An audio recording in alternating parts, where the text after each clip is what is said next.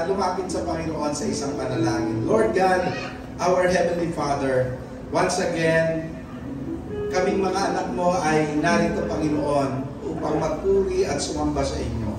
Dalangin po namin, O Diyos, na kami po ay iyong samahan, Panginoon, sa pangunguna ng iyong banal na Espiritu. Inihiling din po namin, O Diyos, na mangusap kayo sa amin, Panginoon, at maging bukas ang aming puso sa pakikinig po sa mga nais mong sabihin sa amin. Panginoon, maraming salamat dahil kami po ay may kalayaang sumamba sa inyo. Nawa po, Panginoon, ay maipahayag namin ang aming pagsamba sa Espiritu at katotohanan. At tulungan mo po kami na ilagak sa inyo ang lahat ng aming mga kabalisahan. Ikaw ang manguna tumagitna sa amin at wala po kaming ibang maitaas sa kalagitnaan namin, Panginoon, kundi ikaw lamang, Panginoong Yesus. Maraming pong salamat sa oras na ito. Ipong pagpalain ang aming mga kapatiran na patungo pa lamang po sa lugar na ito. Ingatan mo sila sa kanilang pagbiyahe, O God. At sa lahat naman na narito, O Diyos, patuloy na ibigay nila ang kanilang undivided attention upang kayo po, Panginoon, ay pakinggan at sambahin sa oras nito. Palakasin niyo po, Panginoon, ang aming spirito sa oras nito ng aming pananambahan sa pangalan ng Panginoong Yesus. Lahat tayo magsabi ng Amen, Amen, and Amen. Are you ready to worship the Lord? Everybody say Jesus! Wala tayong ibang pangalan na itinataas kundi ang pangalan lamang nino. Kaninong pangalan po?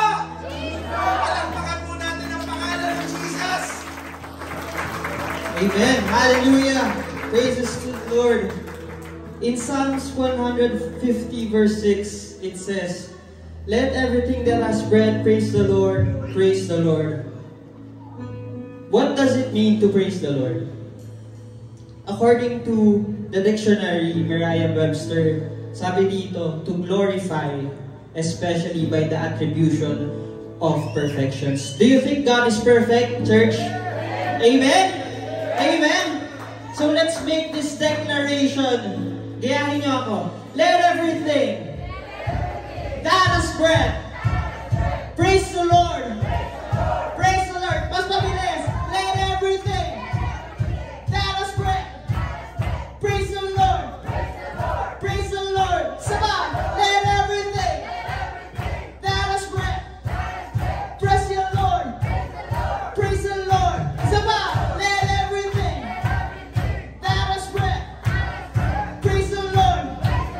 Praise the Lord. Let everything that has breath praise the Lord. Praise the Lord. Sabah.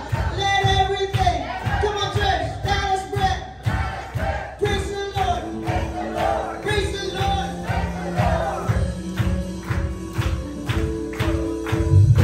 Praising the valley, we will sing praise. Praising the valley, yeah. Let's sing. I'm praising the valley, praise on the mountain, Praise on the mountain. and I'll praise when I'm sure, I'll praise when I'm sure. praise when I'm doubting. Praise when I'm doubting. Yes, Lord, whatever our circumstance, I'll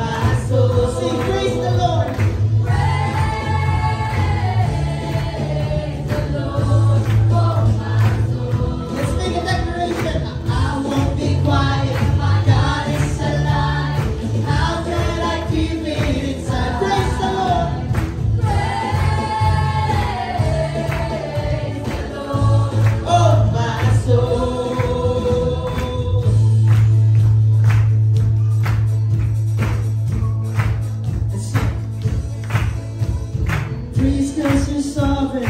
Praise 'cause you reign. Praise 'cause you rose and defeated a grave. Once again. Praise 'cause you're faithful. Praise 'cause you're true.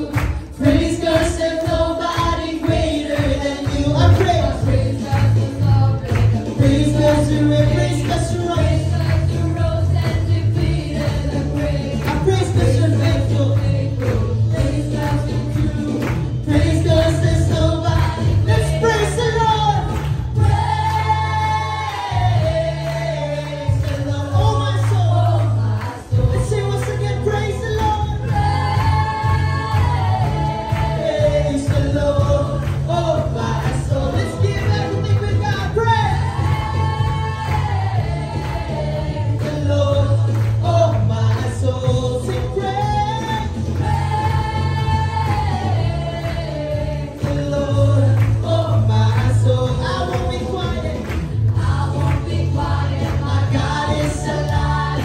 How could I keep it inside? I won't be quiet. I won't be quiet. My God is alive. How could I keep it inside? Once again, I won't be quiet. I won't be quiet. My God is alive. How could I keep it inside? Sing praise the Lord. The Lord, oh my soul, sing praise the Lord, oh my soul. I won't be quiet, my God is alive. How could I keep it inside? Sing praise the Lord, oh my soul. Let's praise Him in the instrument.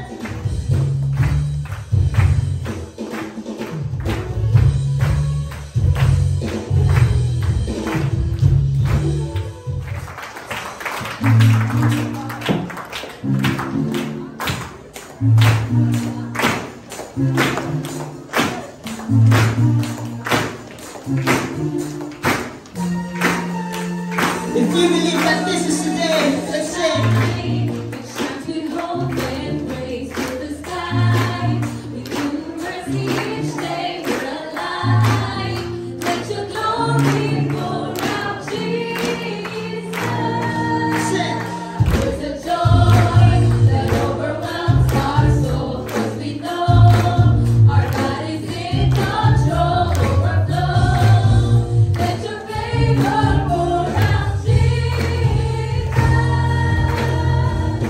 This is the day that the Lord has made.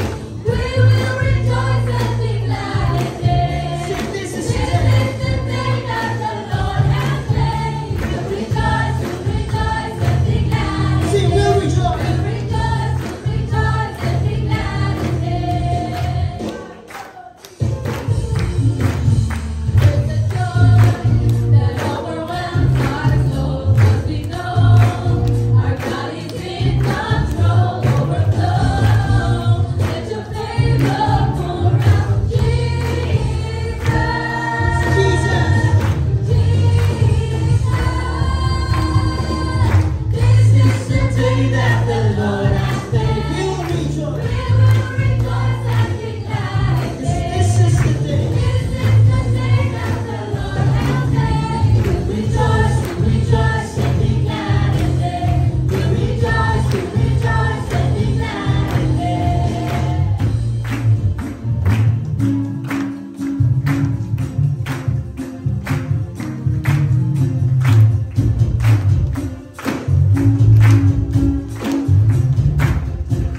Sing, leave behind. Leave behind what happened yesterday, 'cause today there's a new thing happening. Yes, church. Leave behind what happened yesterday, 'cause today there's a good Kung ano man ang circumstance na pinagdaanan natin, behind what happened leave them yesterday. behind. Today there's a new thing Because the Lord has new blessings for us. So let's sing, reflect the reason. 'cause today there's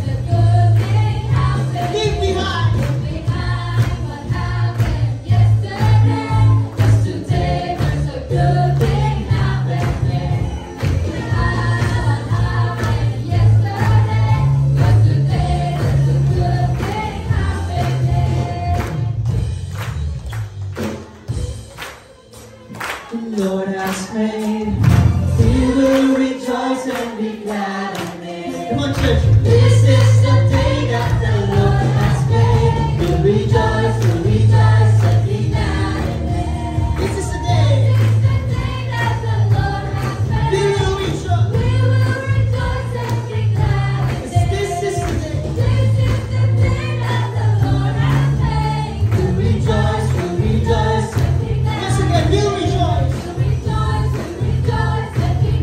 For the last time.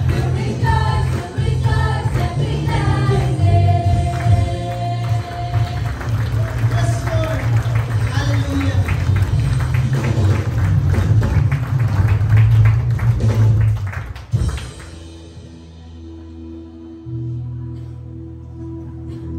There will always be a good thing that will happen today.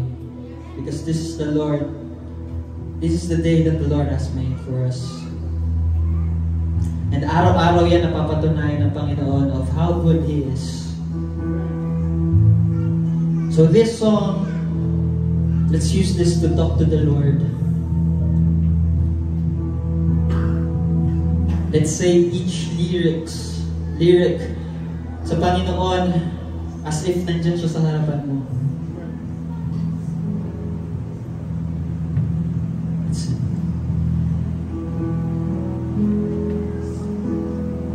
I love you, Lord, for your mercy never fails me. All my days I've been held in your hands. From the moment that I wake up, until I lay my head, I will sing of the goodness of God. Let's sing. All my life you have been faithful. All my life you have been faithful. Sing. All my life.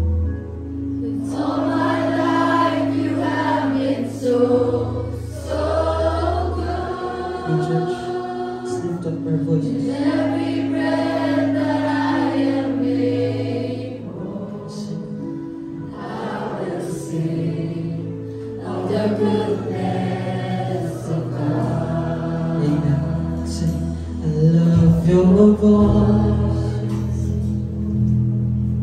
You have led me through the fire in the darkest night. You are close like no other. I've known you as a father. I've known you as a father. I've known you as a friend. I've known you as a friend. And I have lived in the goodness of God. So my life, With all my life you have been faithful. all my life, All my life you have been so good. with every breath, With every breath that I am able, I will sing of the goodness of God. Let's sing. Your goodness is running after me. your goodness is running after me. Your goodness. Your goodness is running after me. With my life laid down, I surrender now. I give you everything. Your goodness is running after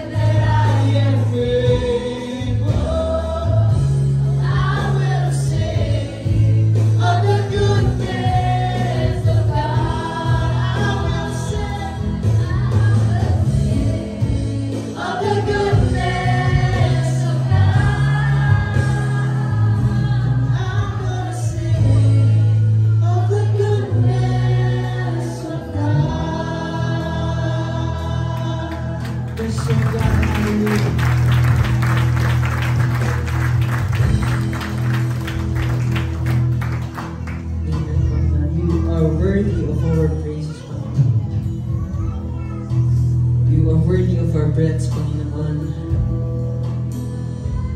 You are worthy of our worship, Panginoon. Because, Lord, you are so, so good. You are perfect, Panginoon. You are everything that we need, Panginoon. So, Lord, we pray to you, Panginoon. Lumalapit kami sa inyo, Panginoon. We want you to open our hearts, Panginoon. Open our minds, Panginoon. Upang sa gayon, Panginoon, we can love you better, Panginoon. Because you have loved us so perfectly, Panginoon. We want to give back, Panginoon, everything that we could do right now, Panginoon. So, Lord, please change us, Panginoon, into a better person, Panginoon. We want to grow more into you, Panginoon. Lord God, we are using our ears, we are using our voices, we are using our hands, we are using our feet, Panginoon, to praise you, to worship you, Lord. Every part of our body, Lord, we want to worship you and we want to praise you, Panginoon, for everything that you have done for us, Panginoon.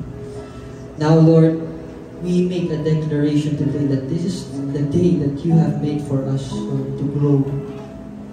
And so, Lord, binibigay namin sa inyo ang aming sarili sa mga oras na ito, Lord God. We surrender ourselves to you, Lord God. Use us, Panginoon, even after this worship celebration, Panginoon. Paglabas namin dito sa bahay-sambahan ito, Lord God, we will radiate your light to the world, Panginoon. So, and Lord, di namin ito magkagawa without your help. So, we are asking for your Holy Spirit to come to us, Panginoon, and saturate us and purify us, Panginoon. And all these things, Lord, we pray in the mighty name of Jesus. Everybody say, Amen. Amen.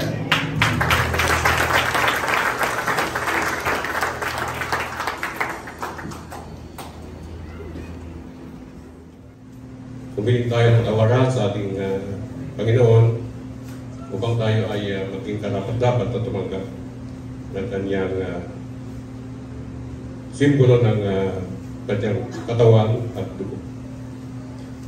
At nais kong basahin sa inyo ang paalala ni Apostol Pablo sa 1 Corinthians chapter 11 verse 28 to 29. Ganito sinasabi: Datapat siya sa atin ng tao, kanyang sarili, at sa kumain ng tinapay at uminom sa saro. Sapagkat ang kumakain at uminom ng hatol sa kanyang, ay hatol sa kanyang sarili kung hindi niya kinikilala ang katawan ng ating Panginoon. Pagpalain ng nawa ang pagkabasa ng kanyang mga salita. Tayo muna namin.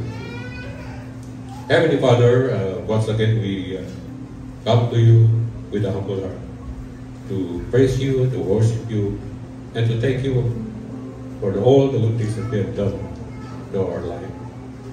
Maraming salamat, Panginoon, sa pagkakataon ito na muli kami ay nagkatipon-tipon upang muling alalahanin ang pagkamatay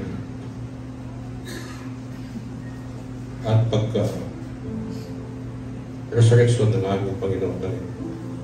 Maraming salamat, Panginoon, sa iyong dakilang pag-ibig.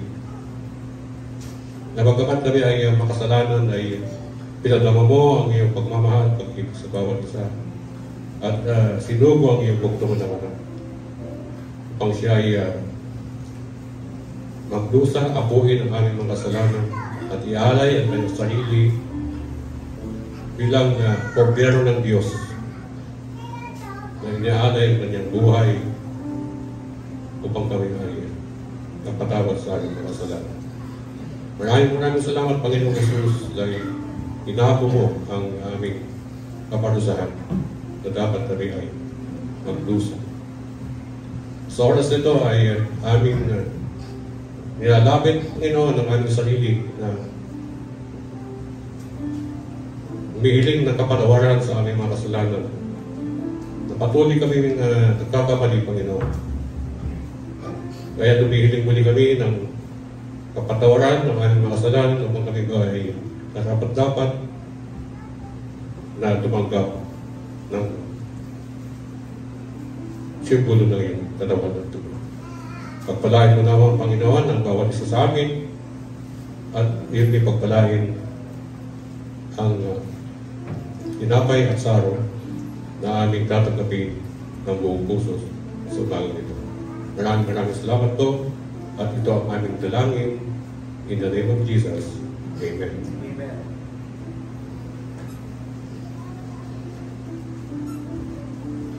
Sapagkat itanggap ko sa Panginoon ang binibigay ko naman sa inyo na ang Panginoong Hesus na naging siya'y pinagkanulo ay tumakot na tinapay.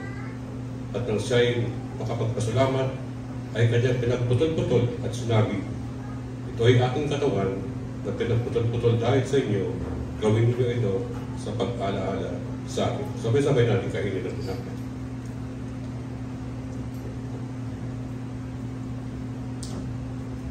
At kayo din naman hinawakan ng sarong.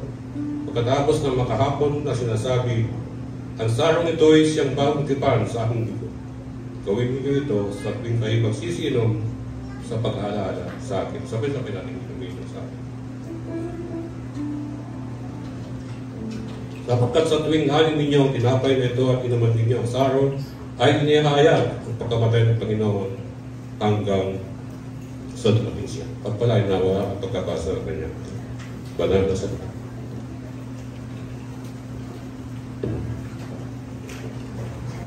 Praise God. God is good.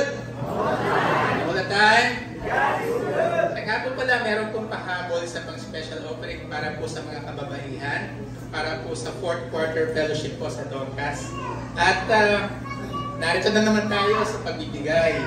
Lagi dumarating ito, maglalabasan ng mga pera, bibigay na naman ako. Pero, alam niyo po ba, sa pagtatay sa pag-offering po natin, is nade-develop po dito yung ating paano tayo magkaroon ng good financial practice po. 10% ang tithes, pinibigay po natin kung saan tayo sumasamba, kung saan po tayo kumakain spiritually, which is dito po sa COC San Pedro. Pero other than pagbibigay po, meron pong dinedevelop sa atin dito eh. Yung mindset po natin ginabago. Huwag po natin sabihin, magbibigay na naman. Naroon na naman tayo sa pagbibigay. Tingnan po natin. Ayon po sa isang Christian na financial planner na alam ko makilala nyo rin po to, Mr. Randall Thompson, diniscuss po niya to eh. Sineshare ko po sa inyo kasi na-bless po ako kasi nakita ko po yung kagandahan. Paano po magkaroon ng good financial practice po? Unang-una po, pag nagbigay tayo sa church, we are acknowledging God is the source of all of our blessing. Sa Kanya po nanggagaling ang kalakasan natin, ang mga talents po natin, para kumita po tayo. Sabi nga po sa Psalm 24:1, the earth is the Lord's and the fullness thereof, the world and those who dwell therein. Tayo lahat ng meron tayo, lahat ng nasa lupa, lahat ng nasa paligid natin, galing kay Lord po yan. Yan po ang pag-acknowledge natin, yung kakayahan natin. Kaya tayo nagtatites, binabalik po natin sa Kanya. Although hindi niya kailangan yon, dahil siya may-ari ng mundo po, nagbibigay po tayo bilang respeto po sa Kanya po. Ikalawa, it develops a heart of generosity. Kasi nasisip po yung focus natin. Kung yung pagpo-focus natin, pagtatrabaho natin, nag-iipon tayo para sa sarili natin, binabago po. Kasi pag nagtatites sa kaysa nag-offering tayo, yung wealth po natin, nagagamit po para maging pagpapala po sa iba at para makatulong po sa gawain ng simbahan po. Sabi nga po sa Acts 20:35, in all things I have shown you that by working hard in this way, we must help the weak and remember the words of the Lord. Jesus, how He Himself said, it is more blessed to give than to receive. Amen. Huwag po natin pakabig. Kailangan magbigay din po tayo. It's a two-way relationship po. Ikatlo, it promotes financial discipline. Katulad na sinabi kanina ni Pastor, ang kalalakihan po, hinati-hati po yun, mga kaloob po. Kasi po, pag nagpupunta tayo ng tithes, nagkakaroon na tayo sa isip natin, magbabudget na ako. Meron na akong alam. Alam ko na yung pupuntahan ng pera ko. Para kay Lord, para sa pamilya ko, at syempre po, para sa mga savings at investment po. Pinopromote po dito yan. Kasi parang sinabi sa po dito, Luke 14:28, for which of you desiring to build a tower does not first sit down and count the cost, whether he has enough to complete it. Katulad ng ginagawa na lang, hinati-hati po. Naka-allocate po yun kung saan po gagamitin. So, ganun din po tayo. Uy, magtatides na ako. Meron na akong kinita. Set apart ko na yung 10%. I-budget ko na yan. Natututo tayo. Kasi ang problema, pag nangyayari sa atin, pag kinisa kita ka, bakit wala naman? Saan na po yung pera ko? Pero kung naka-budget po yan, malalaman po natin.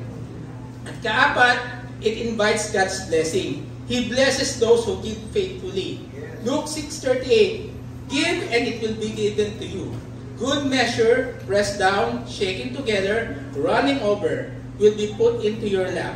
For with the measure you will use it, you will be measured back to you. Yun po ang kagandahan pag nag-invite ng blessing po. Huwag puro pakabig. Bigay din tayo. Para mas nakabawasan niya, si Lord ang magdadagdag po niyan. Ganun po yun. At ikalama po, it strengthens faith and trust in God. Tithing reminds us to rely on Him rather than on our own understanding po. Philippians 4:19, and my God will supply every need of yours according to the riches in glory in Christ Jesus. So hindi lang po ang pagbibigay is, ang tithing is pagbibigay lamang po. Meron po tayong tinuturo dito.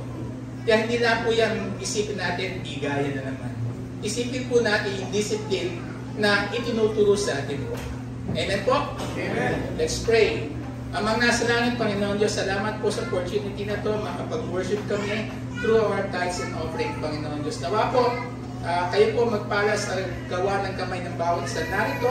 Kayo po naman mag-bless, Lord, sa mga trabaho at mga businesses, Panginoon Diyos, at nawa po, sa pagpapalang ito, mag-glorify po namin kayo sa aming mga buhay, sa aming trabaho, Panginoon Diyos. Nawa po, ang malilikom na pondo rito is magamit po sa ikalalawin pa ng salita, makatulong pa po sa maraming tao, at syempre po, Lord God, mag-glorify po kayo palagi. Panginoon Diyos, maraming po salamat. Ito po ang aming panalangin sa pangalan ni Jesus. Amen. Amen. Amen.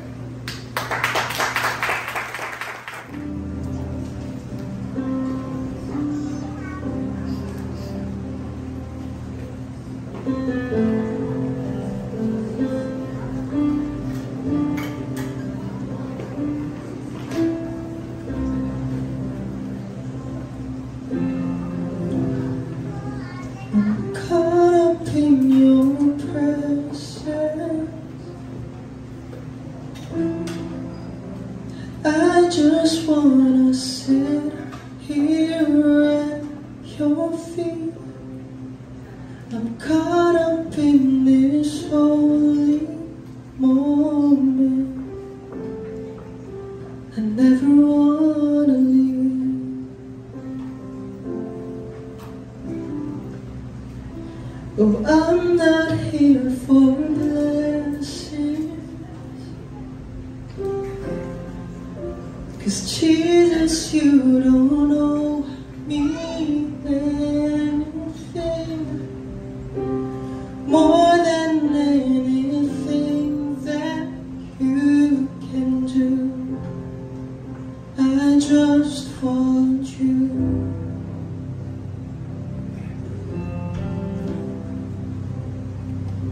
And I'm sorry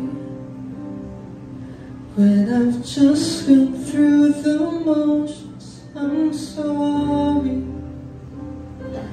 when I just sang another song. Take me back to where we started. I open up my heart to you.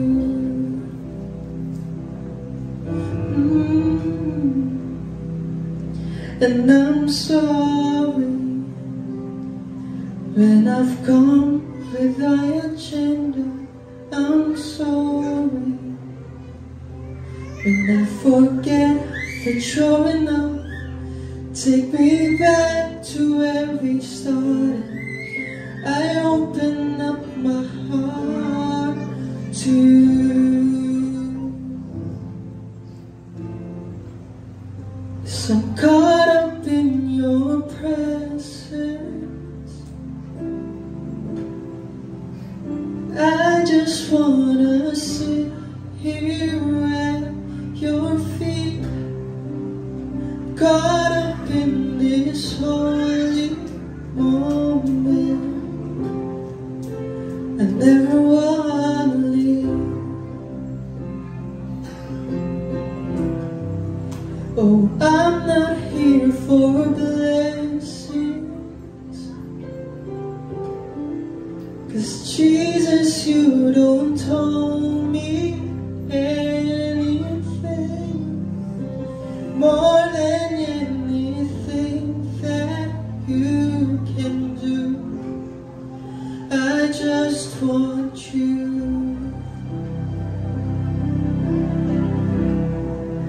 I just want you. I just want you.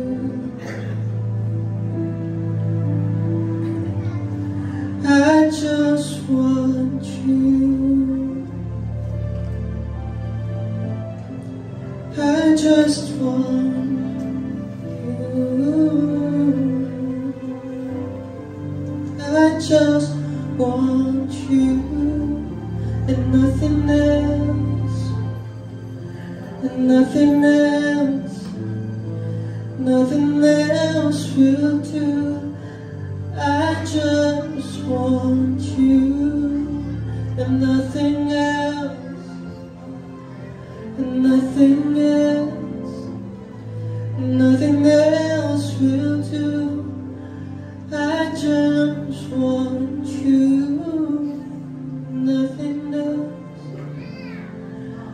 nothing else, nothing else will do.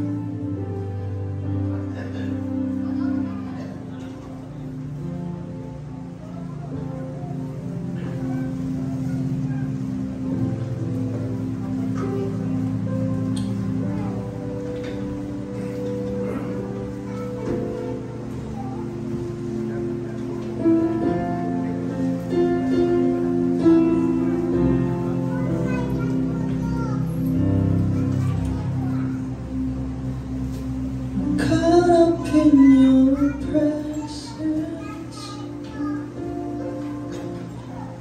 and I just wanna sit here at your feet. I'm caught up in this holy moment, and I never wanna leave. Oh, I'm not here for blessings, 'cause Jesus, you don't know me anything more than anything that you can do. I just want you.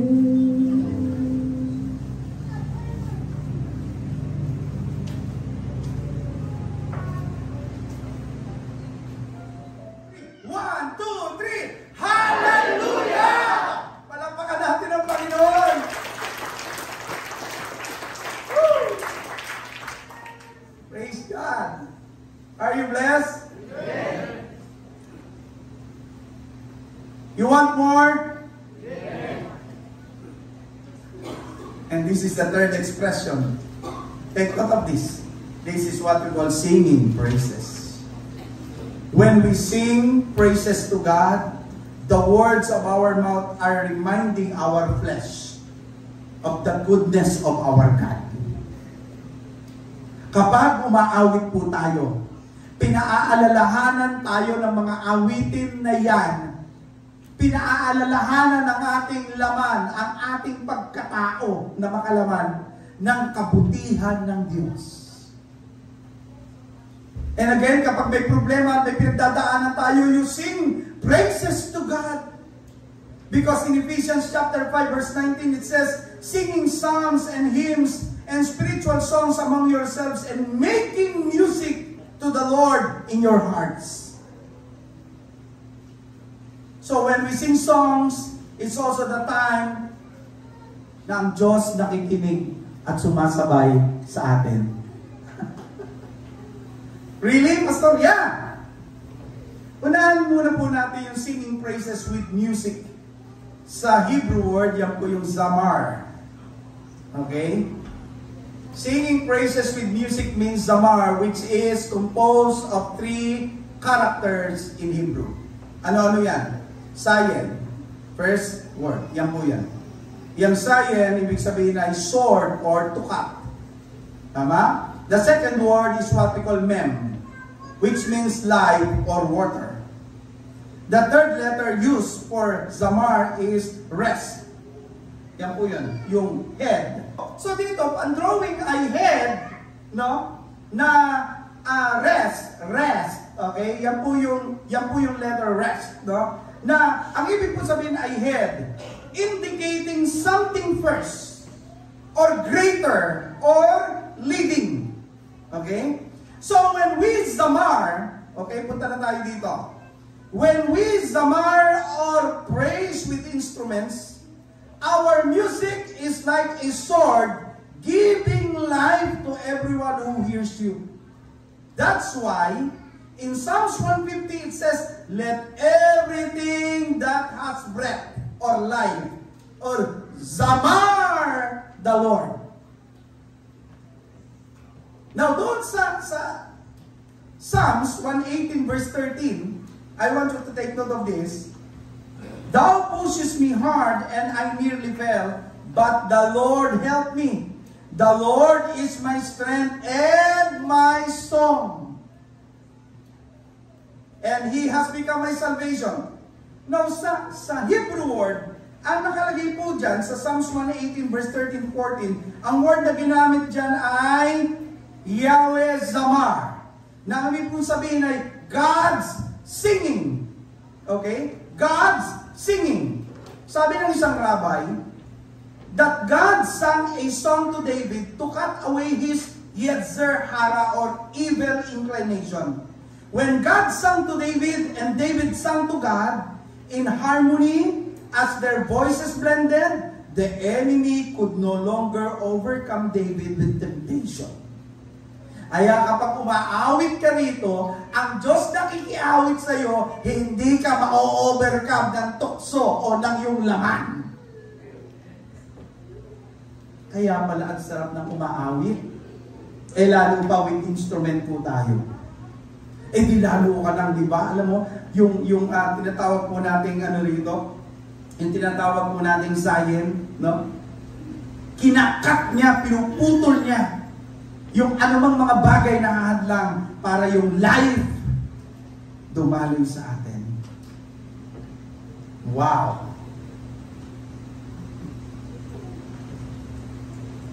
Meron po isang illustration dito. I want to listen to this. Are you still with me, church?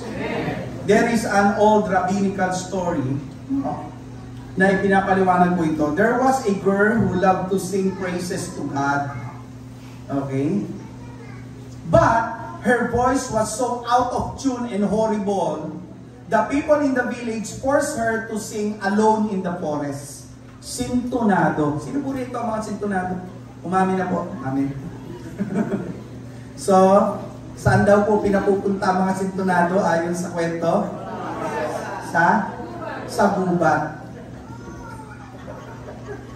Sintonado, nagalit yung mga taga-village.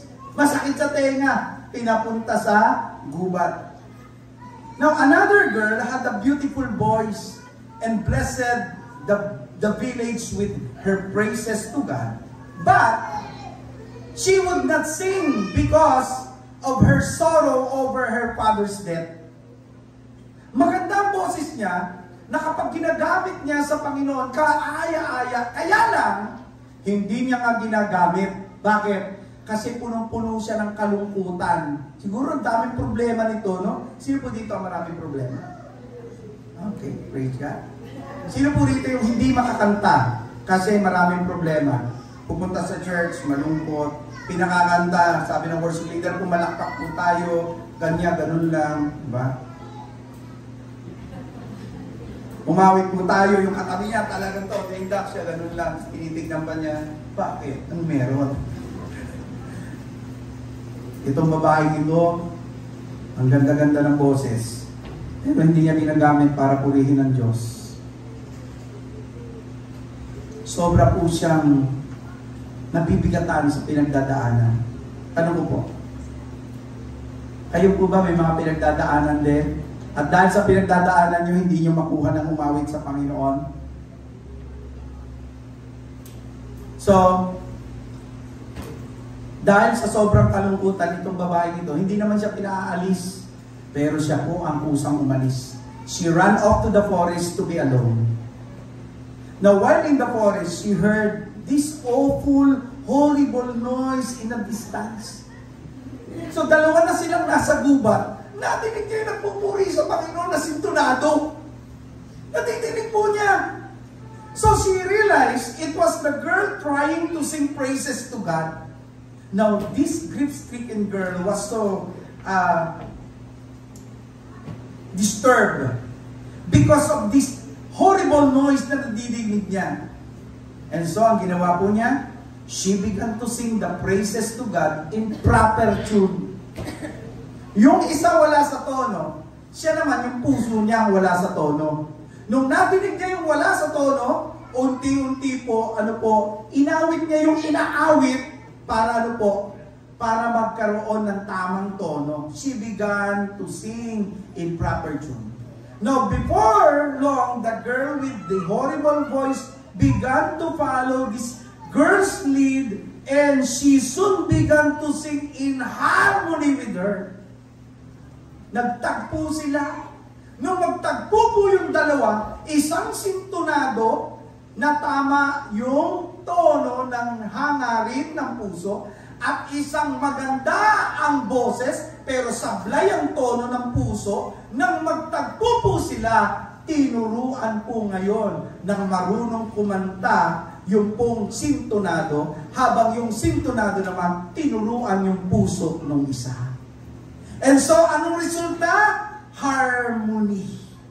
Nagkaroon ng harmony, and the other girl drew so close to God, singing His praises, or her praises, singing His praises, that the joy of the Lord overcame her sorrow, and they began walk into the village together, singing praises to God in beautiful harmony, blessing the people of the village.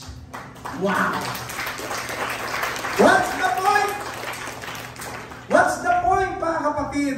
Na every time na kumakanta ho tayo at ang puso natin ay wala sa tono, itinatama ng Diyos ang tono ng puso natin. And when we sing, the Lord sing with us para tumama ang buhay mo. Amen? Tanong ko po, kumusta naman ang buhay nyo? Nasa tamang tono naman. Baka naman hanggang ngayon po, puno ng bitterness, ayoko kumanta kay Lord, masama ang loob ko sa Kanya, hindi ako answered prayer. Mali ang tono ng puso. O pang-apat, dancing. Kaya pag may nakikita ho kayo dito mga elder na nagsasasayaw, huwag niyong kinokondem. Ano ba naman yun si Pastor Jonathan? Hindi na nahiya. What? Because part of expressing our worship is dancing. Sino po rito ang hindi marunong sumayaw? Hindi marunong sumayaw? Nung bata kayo, nakita kayo ng tatay nyo, marunong kayo sumayaw. Ganto mga anak. Sayaw ka anak. Galing-galing ka ba na anak? Ganon ang Diyos. Na every time na naandito ka, kahit napatalon-talon ka lang, pag ganyan-ganyan ka lang, tuwan-tuwa ang Diyos sa iyo. Parang si Pastor Noli lang ang nakakaintindi ng sinasabi ko. Parang di kayo nag-i-amen. Huwag po kayo matakot sumayaw. Sa totoo lang, one time, no, magandang sabihin sa katabi, Brad, pwede po ba excuse po ko ng distance? Konti lang po. Kayo rin po, sister, excuse po kayo. Bakit? Baka po kasi tamaan po kayo ng mga moves ko. Amen? Hindi yung andito ka, ang ganda-ganda ng tugtog eh. Tapos ikaw naman, pigil na pigil ka. Kailangan na ba ako to kasi conservative ako? Ano yun? Bigyan niyo ako ng tugtog yung tinugtog niyo kanina. You are my, anong title ng my freedom? You are. Paano to, ano no? Ano siya? Sige nga daw. Subukan na natin. Sige. Shane, bilang. Sige. Diba? Ang ganda? Kainda-kinda? Diba? Kahit pa ganyan ka lang. Eh kaso ikaw conservative ka. Ganito ka ngayon, no?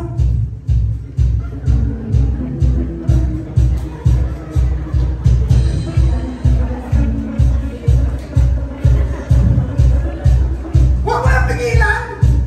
Itulo mo na! Ganyan! Hindi, nanginginig ka na sa tabi. Anong problema, kapatid? Wala, puspos ako. Puspos. Hindi ka na, kapatid. Dancing is lowering our pride and celebrating the freedom that is only found in Jesus Christ. Biruin mo, pinalaya ka na, hindi ka pa makasayaw. Ay sus, mga kapatid, naranasan nyo ng mga bilanggo. Bakit ang mga katabi mo, nabilanggo ka na ba? Sa totoo lang po, pag nabilanggo ka, at ikaw po ay lumaya, ay literally talagang tatalon ka naman. Yes! Malaya na ako! Kahit walang tugtog yan talagang. Woo! Woohoo! Malaya na ako! Bakit hindi mo gagawin yun? Eh malaya ka na. Yung physical na kalayaan ang pinag-uusapan ko pa ha? Eh paano pa yung pinalaya ka ni Kristo mula sa kasalanan? Anong reaksyon mo? Ganito lang. 1, 2, 3, 4. Ganito ka lang. Pinalaya ka na ni Kristo. Come on. Hit it!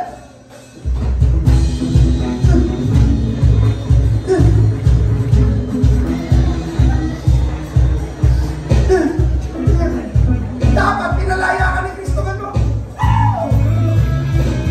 Yeah! Sa atin eh. Thank you. Sa atin talaga naman.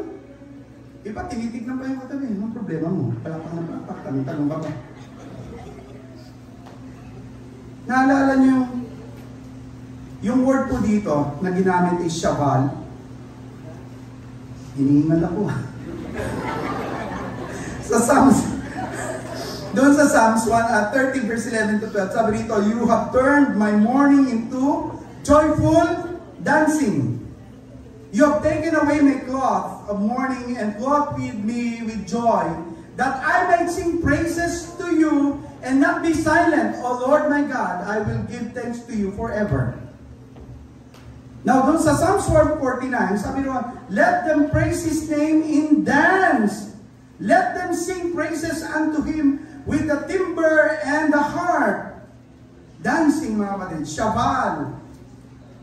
Ano ba ibig sabihin ng shaval? Okay? Shaval means to spin around in a circle or twill. Pag nakita niyo po yung mga Hudyo na nagpupuri sa Diyos, umiikot po yung mga yan. Tapos, woo! Nagpupuri sila paikot. Pwede ba yun sa atin kung mag-isa ka lang? Yes! Si David, noong nakuha na po yung Ark of the Covenant at dadalhin na po doon sa City of David, sa 2 Samuel chapter 6 verse 12 to 20, ano pong ginawa niya? Siya ay nagpuri at sumayaw. Subaybayan niyo po. So David went to bring up the Ark of God from the house of Obed-Edom to the city of David with rejoicing. When those who were carrying the Ark of the Lord had taken 6 steps, he sacrificed a bull and fattened calf. 14. Wearing a linen ephod, David was dancing before the Lord with all his might. Hingal din to, palagay. Hingal din to. With all his might, ibig sabihin, talaga namang bigay todo. Or, todo bigay. Tanong po, kayo po ba pagka nagpupuri sa Diyos, todo bigay?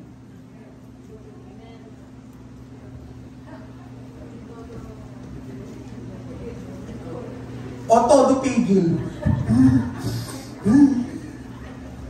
Ba't mo kasi pipigilan? Malaya ka na nga. Si David, with all his might, while he and all Israel bringing up the ark of the Lord with shouts at the sound of trumpets. 16.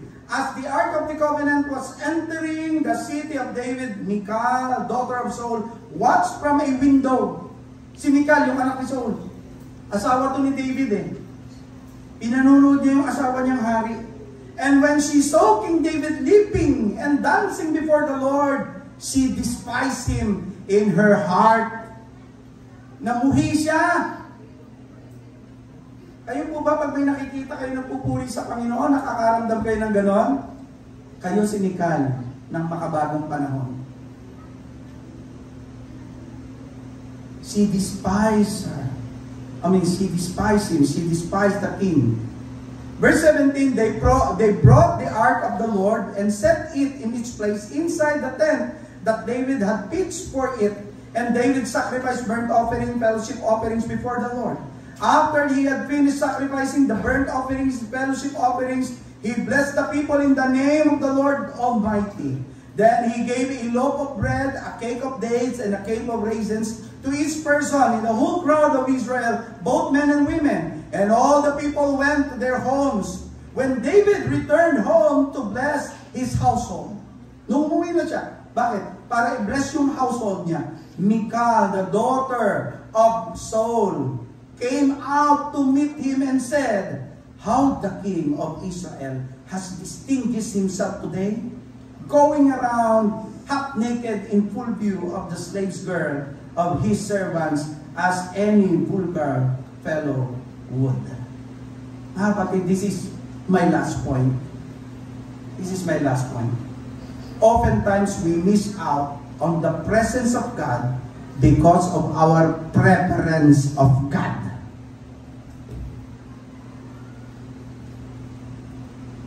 In the story, we see David celebrating the presence of God arriving in his kingdom. Michal, David's wife, couldn't even enjoy the presence of God because David's worship wasn't falling in line with her preference of God. Ilan sa atin dito na distracted tayo sa pagsamba ng iba o sa paraan ng iba para sumamba sa Diyos? Ilan sa atin dito na tinitignan yung katabi, tinitignan ang paligid, and you are so distracted because you have your own preference of God. Salip na nasain mo yung presence ni God. Nakakalungkot isipin na sometimes awitan pa lang hindi na po natin makuha ang gana ng pag-awit. Why? Because we have our own preference. At kung minsan, naisip natin na ang Diyos tinatanggap lang yung hymn song. Sa iba naman, iniisip nila, ang tinatanggap lang ng Diyos yung hill song. Hindi po mga kapatid. Dapat alisin natin yung preference natin at hangarin natin yung presence ng Diyos.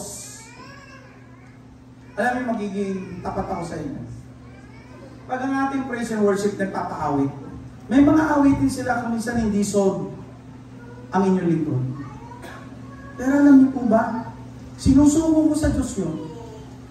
Kasi alam niyo sinasabi ko, Lord, maaaring hindi ko gusto yung awit na yan para sa tingin ko, pero Lord, alam ko, yung awitin na yan mangungusap sa akin, mangungusap sa iba. Kaya Lord, gamitin mo ang awit na yan para mangungusap ka sa buhay ko. Aawit ako sa iyo, alam ko Lord, sasabay ka sa akin, mangungusap ka sa buhay ko. It's not about styles or preferences. I want to repeat this word. It's all about Jesus. It's all about our relationship with God. in Ephesians chapter 12 or chapter 3, verse 12, in Him, and through faith in Him, we may approach God with freedom and confidence. Our worship costs something. Our worship had a price, and that price is the blood of Jesus Christ. Kaya wag mong binabasta-basta yung worship na pwede mo ipagkaloob kay Lord. God wanted our worship. He wanted a what we call relationship with us. That He is willing to give His only begotten Son to restore us back to Him. Ganon katindi yung price na hinihingi para lamang ikaw ay makatindig sa presensya ng Diyos, ang kapalit, dugo at buhay ng Kanyang anak. Question po. Gaano ka raming pagkakataon na sa ating pagsamba parang wala tayong energy? Gaano karaming pagkakataon na pupunta ka rito seeking your preference instead of seeking God's presence? May I challenge each and every one of you, brethren, express your worship in a biblical way. Huwag mong tigilan. Malaya ka na. Pakisabi mo sa katabi mo, malaya ka na. Huwag mong tigilan. Wag. Express your worship. Huwag mong isipin yung preference. Ang isipin mo yung presence. Isipin mo yung price na kapalit ng iyong pagsamba at ng pagtindig mo sa presensya. Lord, hindi po ako karapat-dapat tumindig sa presensya mo kung wala at kung hindi dahil kay Kristo. It's all about the focus and the truth. Brethren, when you come into our worship, gaanong energy ang binibigay mo? Pagdating ba sa pagsamba, lobat ka na kasi yung energy mo, nabuhos mo na sa trabaho, nabuhos mo na sa asawa mo, sa anak mo, nabuhos mo na sa kaibigan mo, nabuhos mo na sa mundong ito, tapos pagdating kay Lord, sorry Lord, ang natira sa iyo, tira-tira na lang. Huwag naman mga kapatid. Don't do that. When we come to this worship, let's worship God with all our energy, with all our might, desiring the presence of God, not our preference. Shall we stand? When we understand this truth, brethren, it will really change every aspect of our worship. We will focus only on one matter. We will only focus to Jesus. Jesus alone. Lord God, Heavenly Father, napakasarap pong pag-aaralan ng iyong mga salita. Marami po kaming natutunan. Pero ano ang silbi ng natutunan kung hindi namin pamumuhay? Walang kwenta, Lord. Walang sense. Kaya po, Lord, sa oras na ito, ang panalangin po ng inyong lingkod, hindi lang namin ito basta natutunan. Deeper than that, Lord. Deeper than the knowledge, we can have an understanding, and deeper the understanding, we can live with wisdom, that we can be able to apply what we know and what we understand this morning. Transform us, O Lord.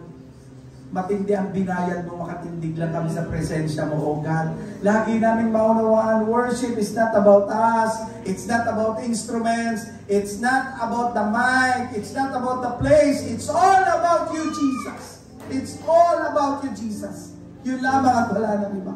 That when we come together in this place, Lord, wala po kaming ibang intensyon. Hindi namin hangad yung preference namin, O God, kundi ang hangad namin, Panginoon, ay ang iyong presence. Thank you, Lord, for your reminder to us. Starting today, Lord, like David, we will give all our energy and we will sing and praise with all our might because you deserve the highest praise from your children. In the name of Jesus, lahat ng anak ng Diyos, nagsabi tayo ng Amen! Amen! Everybody say, Hallelujah!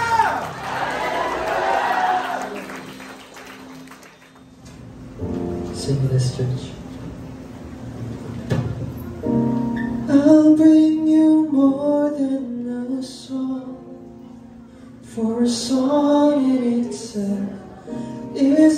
what you have required.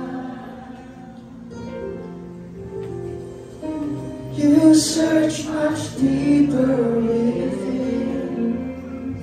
Through the way things appear, you're looking into my heart. Once again, church, I'll bring you more. I'll bring you more than a song. For a song in For a itself song in itself. is not what you have required. You search much deeper within. through the way things appear. You're looking into my heart. Lord, I'm coming back to the heart of worship. And it's all about you. It's all about you, Jesus. It's all about you. Jesus, I'm sorry, Lord, for the thing I've made. And it's all about you. It's all about you, Jesus. It's all about you, Jesus. When the music fades, all is true. all this takes away. And I simply come, longing just to bring, and longing just to bring something that's a word that will bless your heart. Yes, I'll bring you more. I'll bring you more than a song. For a song For a song in itself. is not what you have required. You search much deeper within. Through the way things appear. You're looking into my heart. So I'm coming back. I'm coming back to the heart of worship. And it's all about you. It's all about you, Jesus. I'm sorry, Lord, for the things I've made. And it's all about you. It's all about you, Jesus. I'm coming back to the heart of worship. And it's all about you. It's all about you, Jesus. I'm sorry, Lord, for the things I've made. And it's all about you. It's all about you, Jesus.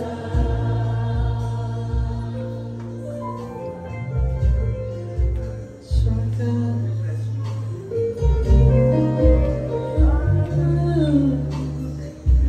so we bring you more than a song.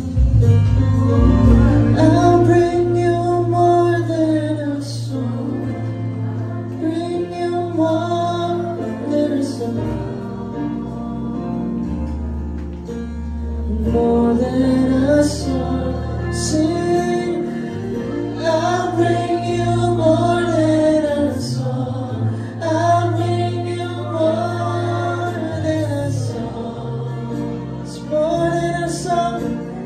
More than a song. Let's sing. I'll bring you more than a song. I'll bring you more than a song.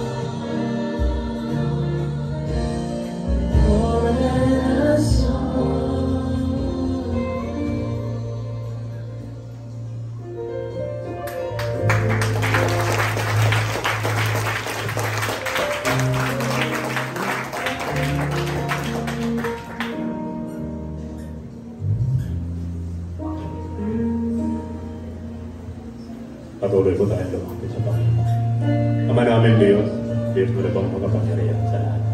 Muli sa umagang ito, sa oras na ito kami po ay lubusan ng kapadalaman.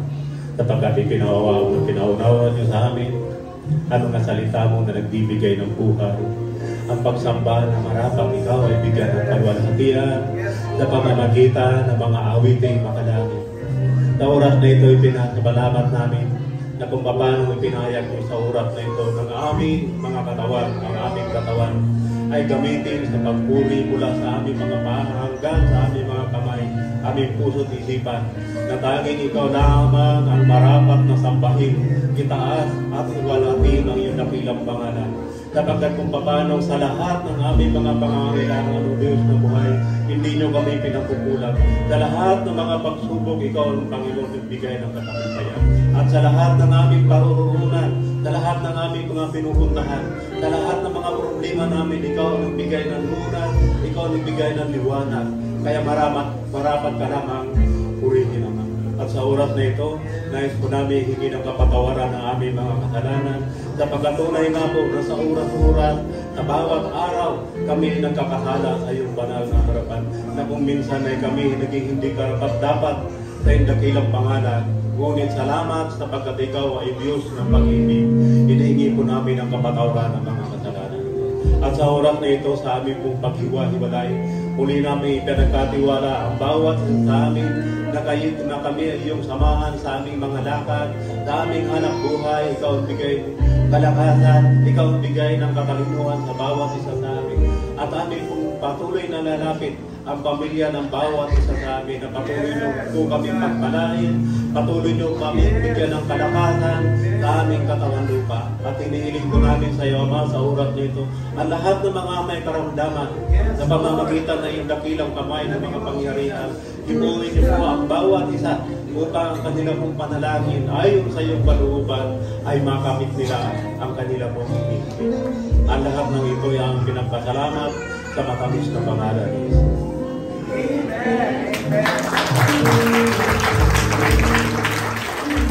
Ikat ko natin ang ating mga kamay sa isang Diyos na ating tagapagligtas sa pamamagitan ng Jesucristo na ating Panginoon, ay sumasa Kanya nawa ang kalwalhatian, ang karangalan, ang paghahari at kapangyarihan sa kauna-unahang panahon, ngayon at magpakailanman. Amen.